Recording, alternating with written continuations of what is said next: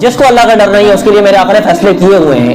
آج کوئی نیا دین آج کا نہیں ہے, یہ دین وہی ہے جو اللہ کے رسول نے بیان فرمایا, سیدھا سیدھا آپ کو پہنچا رہا ہوں. اللہ کے محبوب نے فرمایا کہ اللہ فرماتا ہے میں کسی دل میں 2 خوف اور 2 امن جمع نہیں کروں گا.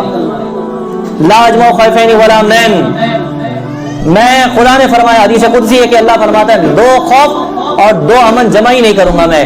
حضور نے فرمایا جانتے ہو یہ کیا ہے؟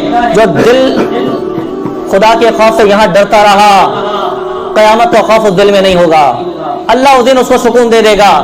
اور جو یہاں سکون میں رہا, اللہ سے نہیں ڈرا, قیامت کے دن وہ خوف سے مارا مارا پھرتا ہوگا, ڈرتا ہوگا. جو یہاں پر خوف میں ہے وہاں امن میں ہوگا. جو یہاں سکون سے جیتا ہے نا, جی میری مرضی جو چاہوں کر لوں, دنیا کو منا لوں, یار منا لوں, خدا کا ڈر نہیں ہے اس کو, اللہ قیامت میں اس کے دل کو سکون ہونے نہیں دے گا, اس پر خوف طاری کرے گا اور وہ میدان حشر میں رلتا پھرے گا. لا اجمع خوفین ولا امنین, 2 خوف نہ جمع ہوں گے, 2 امن نہ جمع ہوں گے.